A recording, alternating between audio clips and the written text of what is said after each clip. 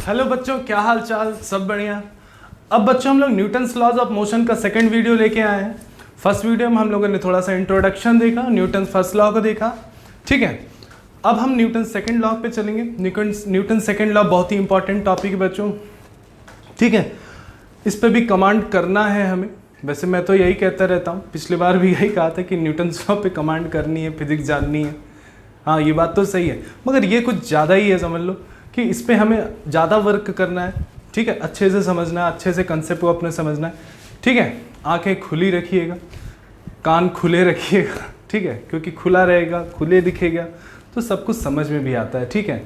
चलिए, होता क्या है ना कि खुली सब कुछ है, आंखें भी खुली, देखते कहाँ हैं, है कि नहीं? कान भी खुला है, सुनते कहाँ हैं, ठीक है। तो देर ना करते अपनी कॉपी पेन को निकालिए और शुरू हो जाते हैं न्यूटन्स सेकंड लॉ पे, ठीक है। चलिए, न्यूटन सेकंड लॉ पे बात करने से पहले हम आपसे बात करेंगे मोमेंटम पे। किस पे बात करेंगे? मोमेंटम पे। क्या होता है मोमेंटम? देखा भी होगा यार, ठीक है। क्या देखा है? Product of mass and velocity, ऐसा कुछ देखा है। क्या कहलाता है मोमेंटम? कैसी क्वांटिटी होती है मोमेंटम? वेक्टर क्वांटिटी होती है। क्यों? क्योंकि यहाँ पे वेलोसिटी कैसी क्वांटिटी है? Vector quantity. कैसी क्वांटिटी है? Vector quantity. तो मोमेंटम भी कैसी क्वांटिटी कहलाएगी? वेक्टर, ठीक। पहली चीज क्या? Vector quantity. अब वेक्टर क्वांटिटी है तो इसका मतलब है कि भाई वेक्टर है, डायरेक्शन है, मैग्नीट्यूड है। डायरेक्शन पे भी डिपेंड करनी है, मैग्नीट्यूड पे भी डिपेंड करनी है। दोनों में से कोई भी चेंज हुआ, मोमेंटम क्या हो जाएगा? चेंज हो जाएगा। सीधी सी बात है। अगर मैं आपसे कहूं कि कोई दो बॉडी है, ठीक है, दोनों का मास सेम है, दोनों का मास क्या है? सेम है। दोनों की स्पीड भी क्या है? सेम है। क्या इनके मोमेंटम डिफरेंट हो सकते हैं? बिल्कुल हो सकते हैं। हो सकता हो कि दोनों का भाई एक सीधी सी बात, मास भी सेम है, स्पीड भी सेम है, दोनों चल भी उतने ही से रहे। बहुत से एक्चुअली क्या होता है ना कि हम फॉर्मूला तो दिमाग में रखते हैं, हम कुछ चीज़ों को डिफ्रेंशिएट नहीं कर पाते। हमने कहा कि एक बॉडी है 2 किलोग्राम की, उसकी स्पीड जो है 2 मीटर पर सेकंड की है, चुपके से बोल दिया नॉर्थ डायरेक्शन में जा रही है। और एक बॉडी है वही 2 किलोग्राम की, 2 मीटर पर सेकंड, और चुपके से बोल दिया साउथ डायरेक्शन में। यह लिखा भी रहा तो हम ध्यान कहाँ देने, तो हमने तुरंत मोमेंटम निकाला m/v, 2 × 2 4, 2 × 4, और दोनों का मोमेंटम देखा, कहा 4। मैंने कहा मोमेंटम में चेंज कितने का आया? तो कहोगे सर चेंज तो 0 आया। क्या ऐसा हुआ? नहीं, वेक्टर क्वांटिटी है, डायरेक्शन पे डिपेंड करेगी। हो सकता हो कोई बॉडी, भाई हमने नॉर्थ साउथ बोला ना कि एक बॉडी इधर जा रही है, एक बॉडी इधर जा रही है, दोनों का मास सेम, दोनों का स्पीड सेम, क्या मोमेंटम सेम होगा? बिल्कुल सेम होगा। चेंज आएगा भाई, क्योंकि डायरेक्शन चेंज हो रही है। तो मोमेंटम किस पे डिपेंड कर रहा है? डायरेक्शन पे डिपेंड करेगा, ठीक है। तो मास सेम है, स्पीड सेम है, क्या मोमेंटम सेम होगा?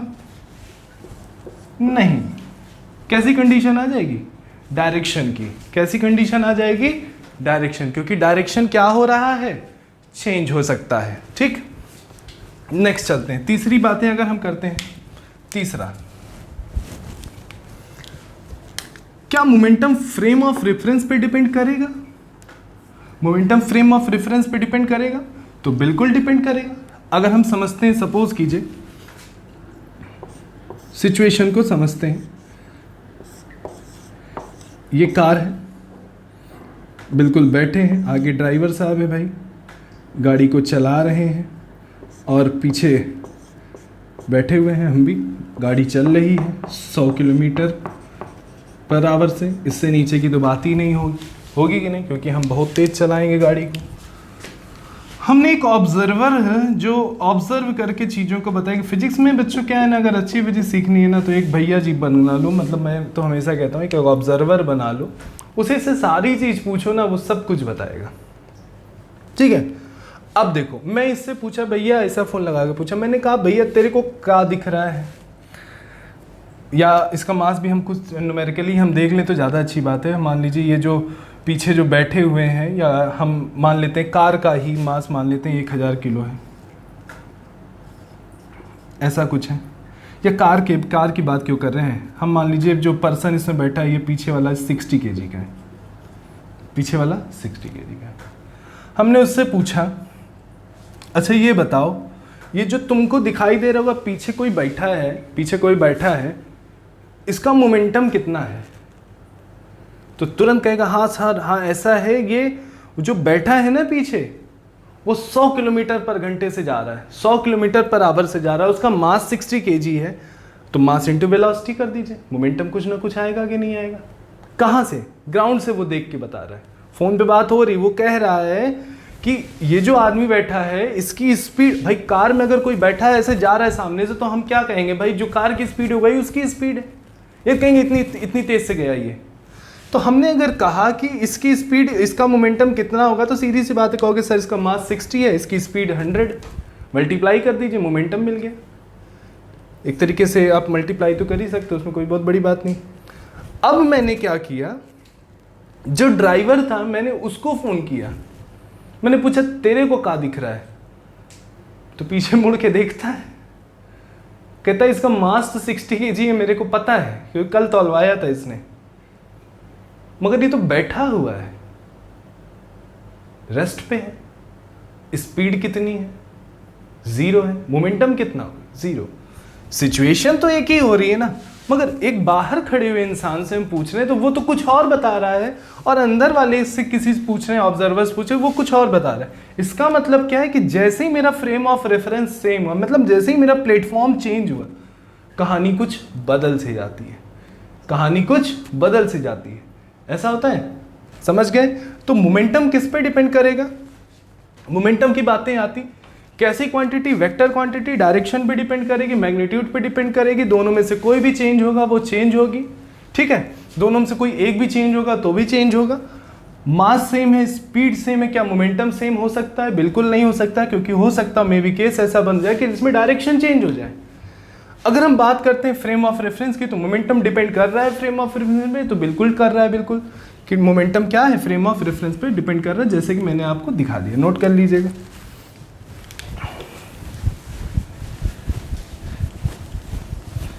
नेक्स्ट आगे चलते हैं। अब कुछ फॉर्मूला ये है हमारा, इस पे भी कुछ बात कर सकते हैं, केस कुछ बना लेते हैं, ग्राफ व्राफ कुछ देख लेते हैं भाई, कभी कभार कंपटीशन में क्वेश्चन बन जाता है। इनकेस मान लीजिए मास कांस्टेंट हो, मास कांस्टेंट हो, जो आंखें देखती हैं रोज, तो मोमेंटम डायरेक्टली प्रोपोर्शनल क्या दिख रहा है? वेलोसिटी। तो अगर हम ग्राफ बनाने की कोशिश करेंगे मोमेंटम और वेलोसिटी में, तो कैसा बनेगा? Straight line. वेलोसिटी बढ़ेगी, मोमेंटम इंक्रीज करेगा। केस 2, अगर हमने कहा वेलोसिटी कांस्टेंट है, अब बताइए क्या होगा, क्या दिख रहा है? तो मोमेंटम डायरेक्टली प्रोपोर्शनल मास। हमने कहा ग्राफ बना दीजिए, आपने कहा स्ट्रेट लाइन। मास जिसका ज्यादा होगा मोमेंटम उसी का ज्यादा होगा, दिख रहा है यहां पे। तीसरा केस, अगर हम बात करें, हमने कहा मोमेंटम ही कांस्टेंट है, अब बताइए क्या होगा? मोमेंटम ही कांस्टेंट है, अब बताइए क्या होगा? तो आप सीधे से ये कहोगे सर मोमेंटम कांस्टेंट है तो वेलोसिटी नीचे लेके चले जाएंगे, तो मास इनवर्सली प्रोपोर्शनल वेलोसिटी दिखने लगेगा। अगर ये चीज कांस्टेंट है, वेलोसिटी को नीचे लेके जाए तो मास इनवर्सली प्रोपोर्शनल वेलोसिटी दिखेगा। इसका मतलब है कि मोमेंटम अगर कांस्टेंट, ये तीनों केस बन गए, तीनों केस पे प्रॉब्लम बन सकती है कि अगर किसी बॉडी की वेलोसिटी अगर ज्यादा हो, मान लीजिए mv, किसी वेलोसिटी अगर किसी बॉडी की ज्यादा हो तो उसका मास क्या होगा? कम होगा। ऐसा कुछ रिलेशन बन सकता है मैथमेटिकल, अगर देख लो इनवर्सली प्रोपोर्शनल है, वेलोसिटी बढ़ती जा रही, मास क्या करेगा? कम होता चला जाएगा। दिख रहा है? तो कुछ चीजें हैं, बना लीजिए इस चीजों को, ठीक है? चलिए आगे चलते हैं।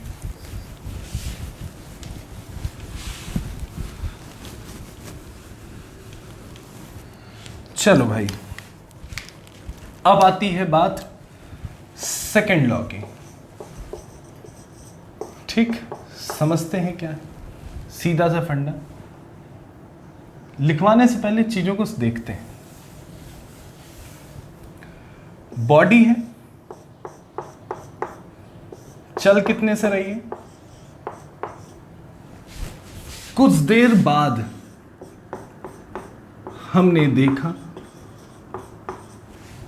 क्या हुआ, ऐसा क्या हुआ, तो आप क्या कहोगे कि सर ऐसा तो कुछ ना कुछ तो ऐसा हुआ होगा कि हाँ इसकी स्पीड या इसकी वेलोसिटी में चेंज आ गया।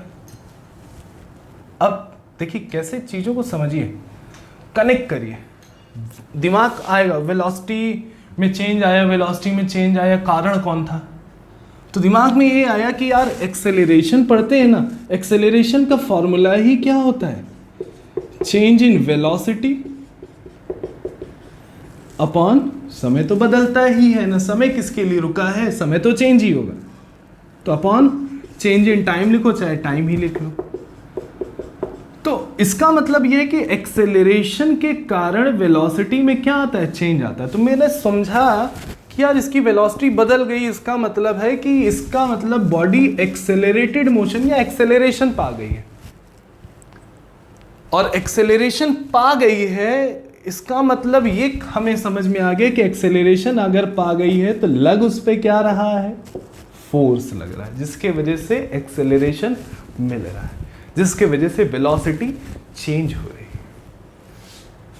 आगे चलें, सपोज कीजिए इसका मास 1 किलोग्राम है, सपोज कीजिए इसका मास 1 kg, इसका मास 1 kg। मोमेंटम देखा इनिशियल, मास इनटू वेलोसिटी, मास 1 वेलोसिटी 2, कितना आ जाएगा 2। मोमेंटम की यूनिट अगर बात करते हैं मास इनटू वेलोसिटी, मास केजी, वेलोसिटी मीटर पर सेकंड, केजी मीटर पर सेकंड होता है, ठीक है, लिखना चाहो लिख सकते हो। फाइनल मोमेंटम जब देखा mass into velocity, KG metre पर सेकंड, ऐसा होगा कि नहीं होगा, कितना आ गया 4 kg मीटर पर सेकंड, ये फाइनल मोमेंटम। अब हमने देखा कि यार चलो एक्सेलरेशन तो हो ही रहा है, हमने ये भी देखा यार मोमेंटम चेंज हो गया, मोमेंटम भी क्या हो गया चेंज, और समय भी क्या हो रहा है चेंज। तो आप ये चीज कह सकते हो कि मोमेंटम भी क्या हो रहा है, चेंज हो रहा है। किसके साथ, किसके रिस्पेक्ट में, समय के रिस्पेक्ट, किसके रिस्पेक्ट में, समय। इस पूरे के कारण क्या लग रहा था, किसके कारण ये हुआ, तो कहोगे फोर्स के कारण। तो बेसिक अपनी डेफिनेशन बनती है क्या, rate of change in momentum known as force. यही क्या है, सेकंड लॉ है, नोट कर लीजिए, rate of change of momentum known as force. चलिए भाई अब आगे चलते हैं।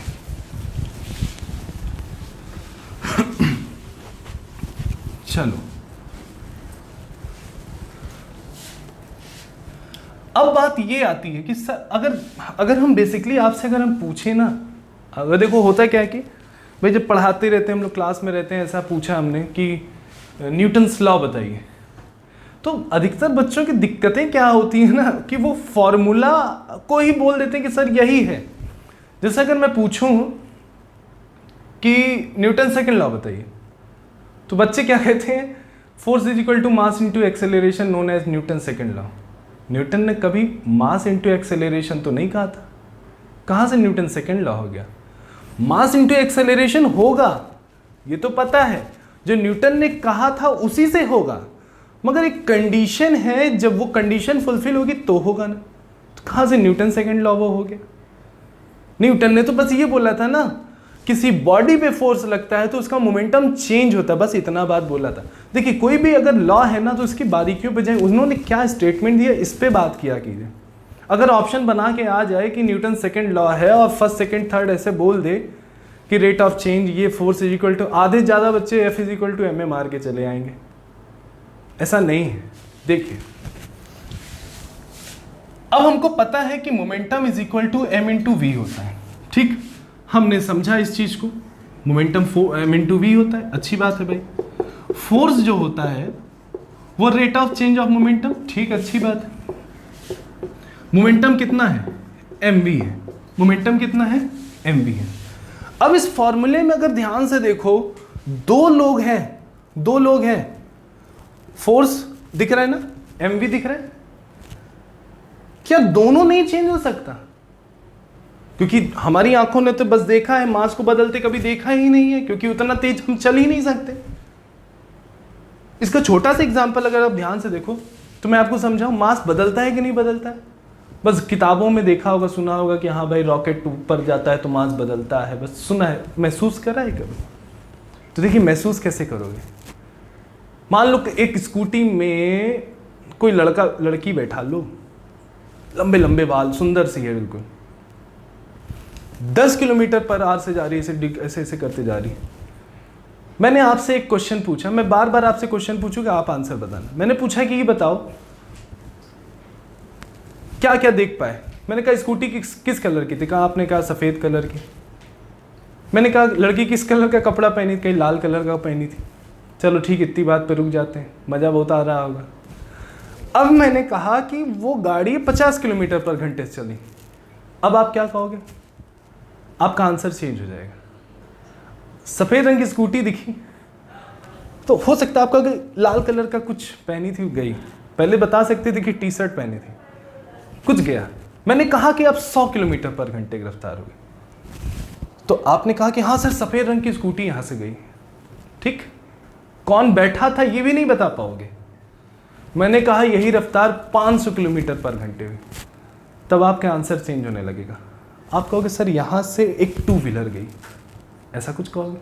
मैंने कहा 1000 किलोमीटर पर घंटे हुई, तब आप कहोगे सर यहां से कुछ गया।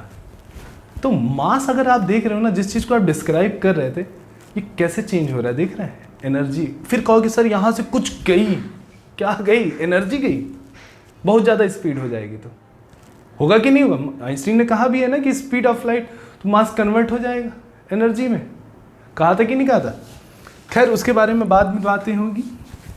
अगर मैंने यहाँ पे कंडीशन सबसे पहली बनाई, सपोज कीजिए कि वेलोसिटी कांस्टेंट है, वेलोसिटी कांस्टेंट है, या सबसे पहली कंडीशन हमने बना दी मास कांस्टेंट है। ठीक, अगर मास कांस्टेंट है तो हमारा जो बाय डिफरेंशिएशन है, जो चीज कांस्टेंट होती है वो बाहर आती है, बाहर आ गई, कितना बन गया? dv/dt हो गया। तो dv/dt को क्या कहते हो? m × a। तो आपका फोर्स क्या निकल गया? m × a आया। किस कंडीशन पे आया? जब मास कांस्टेंट होता है, पहली कंडीशन। दूसरी कंडीशन मैंने कहा वेलोसिटी कांस्टेंट है।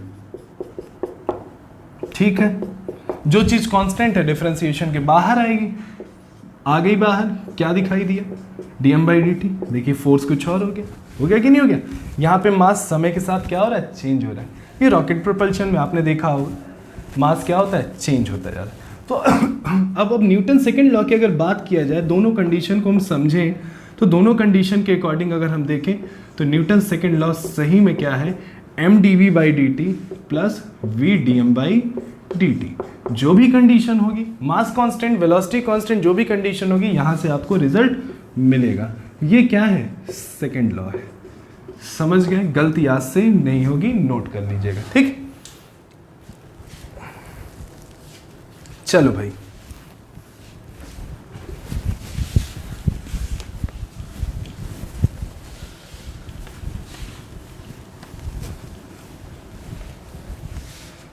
आगे चलते हैं। मास को बदलते देखना, एक फॉर्मूला आपने देखा होगा, देखना है, कुछ ऐसा बनता है, बुकों में लिखा रहता है 1 - v²/c², ऐसा है, या m0 ऐसा लगा रहता है, लिखा होगा बुकों में। ये जो हमारा होता है, ये रेस्ट मास होता है। ये क्या है? जो मास एक्चुअल उस सिचुएशन पे है, एक्चुअल मास है। ये क्या है? स्पीड है, ये स्पीड ऑफ लाइट है। मान लीजिए ये जो आपका रेस्ट मास है, ये जो आपका रेस्ट मास है, वो स्पीड ऑफ लाइट से दौड़े। वो किससे दौड़े? स्पीड ऑफ लाइट से दौड़े। इतनी स्पीड उसके पास आ गई। रख के देखते हैं क्या रिजल्ट मिलता है। मान लेते हैं ये 2 किलोग्राम था उसका मास, और उसने स्पीड ऑफ लाइट पा ली, कट गया 1 - 1, 2/0 इन्फाइनाइट। तो जो एक्चुअल मास था कितना आ गया पता है? हद से ज़्यादा हो गया। पता नहीं, बता नहीं सकते कितना, बस बोल सकते हो इन्फाइनाइट। बढ़ गया कि नहीं बढ़ गया वही मास? तो मास भी बच्चों चेंज होता है जब उसके पास स्पीड उसकी क्या हो, इतनी होनी चाहिए। ठीक, चलो आगे चलते हैं। अब हम थोड़ा सा प्रॉब्लम की ओर आगे बढ़ेंगे। ठीक है, अपना प्रॉब्लम अब लेके चलते हैं। चलिए, समझ में आ रहा है इतनी चीज़ें? आएगा भाई। सबसे छोटी प्रॉब्लम लेते हैं, और उससे पहले बच्चों, छोटी प्रॉब्लम लेने से पहले हम कुछ चीज़ें आपको बता दें। क्या? जैसे रिजोल्यूशन समझ लीजिए, इसको समझ लीजिए, क्योंकि फोर्स और रिजॉल्व करना होता है ना। बाद में आप ही कहोगे साइन थीटा कॉस थीटा कैसे ले लिए, नहीं समझ में आया सर।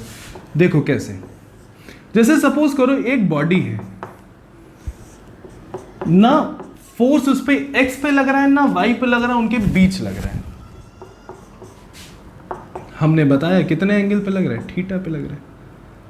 अब देखो ये जो बॉडी है किधर जाएगी, तो कहोगे सर एक्स और वाई के बीच ऐसे जाएगी, तो x में भी उसका वेरिएशन होगा, y में भी वेरिएशन होगा।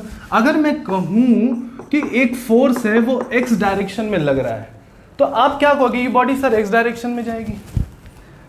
अगर मैं कहूं कि एक बॉडी है उस पर फोर्स y डायरेक्शन में लगेगी, तो कहोगे y डायरेक्शन में जाएगी। मैंने कहा x और y के बीच लगेगी, तो किधर जाएगी? तो आप कहोगे सर x और y के बीच जाएगी। ऐसा कहोगे कि नहीं कहोगे? बिल्कुल समझ में आ। अब x और y के बीच जा रही है, जब हमने देखा तो x पेरीमीटर भी मिल रहा है, y भी मिल रहा है, इसका मतलब बॉडी x में भी डिस्प्लेस्ड हो रही है, y में डिस्प्लेस्ड हो रही है। अब मेरा दिमाग समका कि आप भाई x में भी डिस्प्लेस हो रही है, इसका मतलब x इफेक्ट भी मिलेगा, y में डिस्प्लेस हो रही है तो y इफेक्ट भी मिलेगा। ऐसा होगा कि नहीं? इसका मतलब x में भी फिगर आएंगे, y में भी फिगर आएगा। अब देखो ये फोर्स x और y के बीच लग रहा है, जिसका मतलब x पे भी कुछ इसका इफेक्ट होगा, y पे भी। वही इफेक्ट ही देखना है। देखो कैसे देखोगे, ध्यान से देखिए।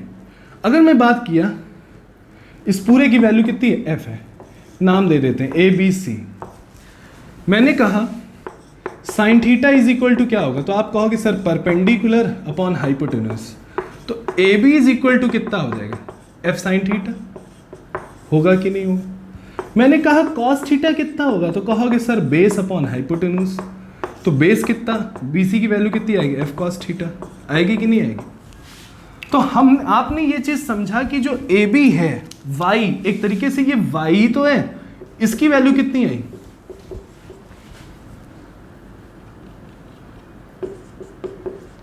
और इसकी वैल्यू कितनी आई? आ गई। अब देखो अगर ये f sin थीटा है तो हम इसको क्या कह सकते हैं? बोल सकते हैं कि नहीं? तो आप अगर चीजों को समझने आप ना, तो देखो ध्यान से कैसे समझोगे। f को थीटा की तरफ मोड़े तो cos से मल्टीप्लाई किए, f को थीटा के अपोजिट मोड़े तो साइन से। ऐसे याद करो जैसे मैं याद करता था अपने मतलब स्टूडेंट लाइफ में। f को थीटा की तरफ रिजॉल्व किए, किससे मल्टीप्लाई किए? cos से। और f को थीटा के अपोजिट किए तो किससे मल्टीप्लाई किए? साइन से। समझ गए?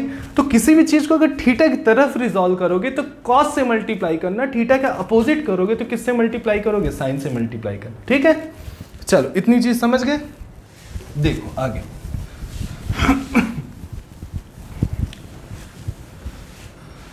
अगर मैं कहूं एक बॉडी है, फोर्स ही नहीं कोई भी फिगर हो यार, कोई भी चीज हो, जैसे मान लो mg है।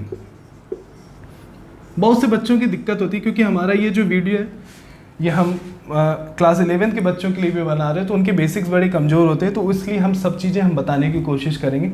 और हमारा यही उद्देश्य भी है, हमारा यही चीज़ है कि बच्चों की छोटी सी छोटे कंसेप्ट पे भी हम यहाँ पे बात करें, क्योंकि एक जो बच्चा होता है ना, उसकी कोई गलती नहीं होती है। अच्छे से वो पढ़ ले, अच्छे से सारी चीज़ों को समझ ले, उसकी बेसिक्स अच्छे हो जाएँ, उसके कॉन्फिडेंस उस पर आ जाए, क्वेश्चन को लगाना लगे, सेलेक्ट हो जाए कहीं, इससे अच्छा तो कुछ नहीं हो सकता ना यार। तो ध्यान से देखो, ठीक है। और जिन बच्चों को ये सब चीज़ें आता है, वीडियो को आगे बढ़ा के देख लीजिए क्या दिक्कत जा रही है। mg को थीटा की तरफ रिजॉल्व किया, mg cos थीटा। mg को थीटा के अपोजिट करोगे, mg sin थीटा। बस इतना याद रखना, दोनों फिगर में 90 डिग्री होना चाहिए। सपोज करो ये f है, ये थीटा होता, तो f को थीटा की तरफ रिजॉल्व किया तो किससे मल्टीप्लाई किया, कॉस से। थीटा के अपोजिट किया तो किससे मल्टीप्लाई किया, साइन। अपोजिट मतलब इधर कर लिया, ठीक है। अपोजिट मतलब ये ना समझ लेना कि हाँ उल्टा, ऐसा कुछ भी नहीं। अब चलो सपोज ये एफ था, सपोज कीजिए ये थीटा है, तो एफ को अगर थीटा की तरफ हम रिजॉल्व किए तो कॉस से मल्टीप्लाई, एफ ही ना ले लो, कुछ भी ले लो, ए ले लो, क्या होगा, ए कॉस थीटा, और ए को थीटा की इधर मतलब 90 डिग्री एक तरीके से ए साइन थीटा। तो समझ गए, इतना याद रखो, थीटा की तरफ मोड़े तो कॉस, थीटा का अपोजिट किए तो साइन, ठीक। अपोजिट का मतलब समझे, इधर की ओर दिख रहा होगा ना। चलिए अब और आगे चलते, अब हम प्रॉब्लम पे आएंगे ना तो आपको कोई दिक्कत नहीं होगी, ठीक। सबसे छोटी प्रॉब्लम, सरल प्रॉब्लम जो बिल्कुल बेसिक, मास 2 किलो, सर बार बार 2 ही ले रहे, मेरे दिमाग में 2 ही आ रहा है, ठीक। F is equal to 10 newton, छोटा सा क्वेश्चन, ठीक। तो पूरा न्यूटन लॉ जो है ना बच्चों, एक ही फॉर्मूले पे सारे क्वेश्चन सॉल्व होते हैं, एक ही फॉर्मूले पे। पता है कौन सा, सिर्फ और सिर्फ आपको क्या करना है, पूरा प्रॉब्लम इसी पे सॉल्व होगा, कुछ नहीं करना है। किसी बॉडी पे टोटल फोर्स देख लो, बस जहां भी जितना भी लगने फोर्स टोटल देख लो, उसको मास इनटू एक्सेलरेशन के बराबर कर दो, बस प्रॉब्लम आपकी सॉल्व। अब इस बॉडी पे देखें, हमको सिर्फ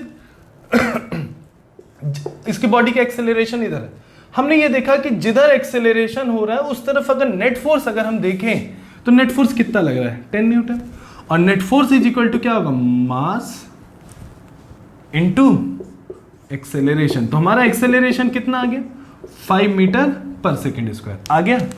अब हमने क्या किया, इसी प्रॉब्लम में 5 न्यूटन का फोर्स इधर लगा दिया, 5 न्यूटन का फोर्स इधर लगा दिया, नोट कर लीजिएगा। अब क्या होगा, अब इस बॉडी को अगर हम बात करें किधर जाएगी, तो आप तुरंत कहोगे सर ऐसा है 10 वाले की तरफ जाएगी। मैंने कहा नेट फोर्स कितना होगा, मैंने कहा अगर एक बताओ कितना, तुम्हारे पास 10 आम था, 5 आम ले लिया तो नेट कितना, तो कहोगे सर 5 कैसे आया, 10 माइनस 5, तो इसका मतलब 10 न्यूटन से खींचा तो 5 से रोक रहा था, तो नेट फोर्स कितना हो जाएगा, 10 minus 5 net force is equal to mass into acceleration, तो 5 इज इक्वल टू 2a, तो a is equal to 2.5 metre पर सेकेंड स्क्वायर आ गया। हो गया, सॉल्व हो गया ना, नोट कर लीजिएगा। इसी में हम प्रॉब्लम बढ़ाते जाते हैं। अब सपोज कीजिए आपका यही फोर्स किसी एंगल पे लग रहा होता, मान लीजिए 30 डिग्री होता, इधर ना होता कुछ, ठीक। अब इस फोर्स को देखिए, ये फोर्स किसी एंगल पे लग रहा है, तो आप थीटा की तरफ जब रिजॉल्व करोगे तो कॉस थीटा हो जाएगा, मतलब 30 डिग्री, और थीटा के अपोजिट मतलब इस तरफ करोगे तो कितना हो जाएगा, f sin 30 होगा। अब आप कहोगे सर ऐसा है, ऊपर भी फोर्स है उधर भी फोर्स है, तो x तरफ भी फोर्स है, तो x डायरेक्शन में भी एक्सेलरेशन आएगा, जिधर फोर्स उधर एक्सेलरेशन। x डायरेक्शन में फोर्स है तो x डायरेक्शन तरफ भी एक्सेलरेशन होगा, y डायरेक्शन में फोर्स है तो y डायरेक्शन में भी एक्सेलरेशन होगा। मैंने कहा इतना ही ठीक है, तुम a तरफ ही बॉडी जा रही, a तरफ का बताओ। तो a तरफ अगर देखो, a तरफ x डायरेक्शन की तरफ देखो, तो x डायरेक्शन में कौन सा फोर्स लग रहा है, x डायरेक्शन में सिर्फ देखो कौन सा फोर्स लग रहा है, तो आप कहोगे f cos 30, यही तो लग रहा है ना। नेट फोर्स यही लग रहा है, net force is equal to mass into acceleration. Mass कितना है, 2 है, फोर्स कितना हम लोग लिए थे, शायद 10 न्यूटन लिए थे। cos 30 कितना होता है, √3/2 इंटू 2a, कट गया 5 और 2 नीचे आ जाएगा। आगे आंसर की नहीं आगे, सरल है।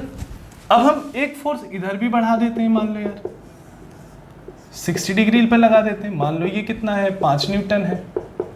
अब बताइए क्या होगा, कुछ नहीं, f को इधर रिजॉल्व करो तो f का क्या आ जाएगा, ये cos 60 आ जाएगा, और f का अगर हम इधर बात करें तो f का क्या आ जाएगा, sin 60 आ जाएगा। बोलो आएगा कि नहीं आएगा। अब देखो, अब हमने बोला कि बताइए नेट एक्सेलरेशन बताइए क्या होगा, एक्सेलरेशन।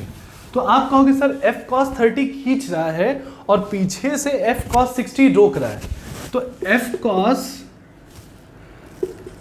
30 खींच रहा है उधर की ओर और f cos 60 रोक रहा है। खींचना माइनस रोकना इज इक्वल टू नेट, खींचना माइनस रोकना is equal to net. f sin कितना 60, net force is equal to mass into acceleration. अगर इसकी बात करें, ये कॉस वाले की बात करें तो ये 10 का मैग्नीट्यूड था, √3/2 आता है। इसकी बात करें तो 5 का मैग्नीट्यूड है 5 और cos 60 कुछ 1/2, 2a, 2 नीचे आ जाएगा, काट कूट लो कितना आएगा भाई, 5√3, 5/2 और ये 2 नीचे आ गया। इसको कैलकुलेट कर लें, ये हमारा एक्सेलरेशन आ गया कि नहीं? सरल है, नोट कर लीजिएगा।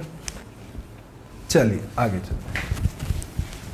कठिन तो कुछ भी नहीं है ना यार, सरल है, ठीक है। चलो नेक्स्ट प्रॉब्लम बताते हैं, ठीक। इसको आप ब्लॉक बेस भी कह सकते हो, कनेक्टेड ब्लॉक, कुछ भी देखो यार, अपना समझने के लिए जो नाम रखना और रख लो, ठीक है। ब्लॉक प्रॉब्लम दे दो, कुछ भी दे सकते हो जिससे आप समझ सको, ठीक है। इस कंडीशन में क्या होगा, जिस तरीके के बताने जा रहा हूं, सपोज करो दो बॉडी है, m1 मास है, m2 मास है। एक टर्म आता है बच्चों, पता है क्या? FBD, एक बोला जाता है FBD कोई बहुत बड़ी चीज नहीं है। FBD का मतलब होता है फ्री बॉडी डायग्राम।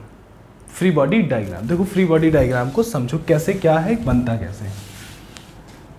सपोज करो इस बॉडी पे 10 न्यूटन का, अब जब न्यूमेरिकल कुछ वैल्यू नहीं ली है तो F न्यूटन लिख लो, कितने न्यूटन का फोर्स लग रहा है? F न्यूटन, ठीक। ध्यान से देखो, हमसे पूछा गया कि M1, अब देखो जब इधर पे M1 पे फोर्स लगाओगे तो M1 M2 पे भी तो फोर्स लगाएगा ना, धक्का देगा कि नहीं देगा? तो अगर इस बॉडी का एक्सेलरेशन दोनों को देखें, दोनों बॉडी का एक्सेलरेशन किधर की ओर है? उस तरफ है। तो अगर हम इस पे अगर फोर्स लगा रहे हैं तो ये बॉडी इस पे भी तो फोर्स लगाएगी ना, लगाएगी कि नहीं? तो इनके कांटेक्ट पे फोर्स लगेगा कि नहीं? और कैसा फोर्स लगेगा? और मैंने आपसे बताया है, पिछले ही वीडियो में बताया है, कांटेक्ट पे कौन सा फोर्स लग रहा था? नॉर्मल रिएक्शन लग रहा था कि नहीं लग रहा था? अगर दो बॉडी आपस में कांटेक्ट में है, इसको दबा रही है, मैं इस पे एक्शन कर रहा हूं, तो ये उतना ही क्या करेगी? रिएक्शन देने की कोशिश कर रही है कि नहीं? तो देखो समझो ध्यान से, कैसे समझोगे? ये बॉडी है, अलग कर लो, यही सब फ्री बॉडी डायग्राम होता है। सबसे पहले अलग कर लीजिए ऐसे, सिस्टमैटिक। M1, इस पे फोर्स F लग रहा था, इसका एक्सेलरेशन इधर था, इसका एक्सेलरेशन भी इधर है। अब देखो M1 M2 को धक्का दे रही है, M1 M2 को धक्का दे रहा है। वही पूछेगा क्वेश्चन में कि इनके बीच जो कांटेक्ट फोर्स है वो बताइए।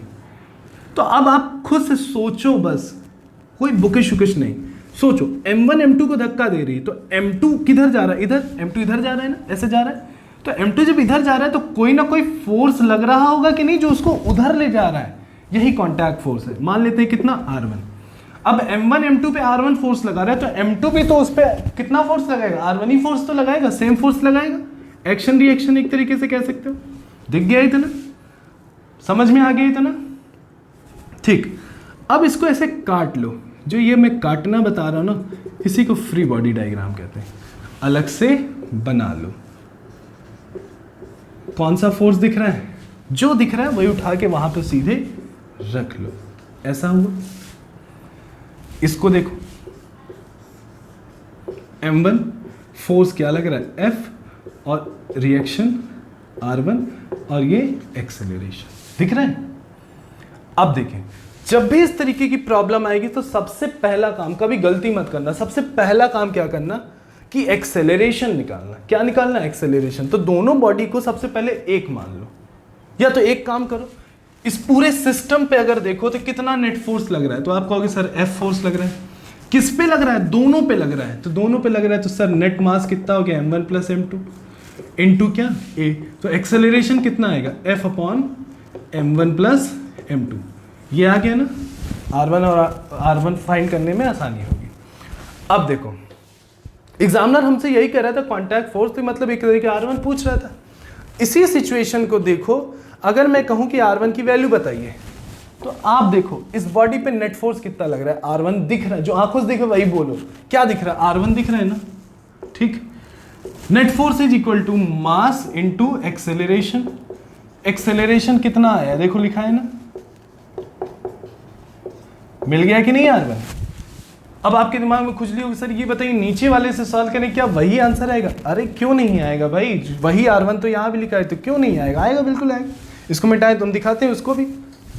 देखिए अब देखो F खींच रहा है, R1 रोक रहा है, F खींच रहा है, R1 रोक रहा है, नेट फोर्स हो गया ना इस पे। Net force is equal to mass into acceleration.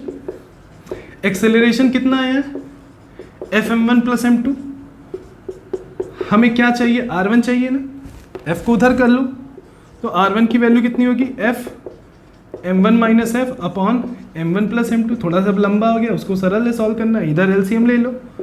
LCM अगर लिए तो कितना हो गया? Fm1 plus Fm2 minus m1f upon m1 plus m2। Fm1 से Fm1 कट गया, कितना आया? Fm2 upon m1 plus m2। वही चीज़ आ गई, किसी से भी सॉल्व करोगे वही आएगा। तो सबसे पहला काम बस करना क्या? एक्सेलरेशन निकालना, फ्री बॉडी डायग्राम बनाना, जो आंखों से दिख रहा है वही करते चले जाना।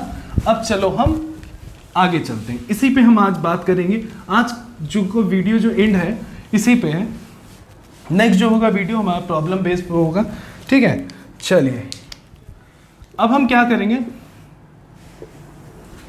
कुछ 3 ब्लॉक बना लेते हैं, न्यूमेरिकली सॉल्व करते हैं, ठीक है। 3 kg, 2 kg, 1 kg, और इस पे कितना न्यूटन का फोर्स लग रहा है? 6 न्यूटन का।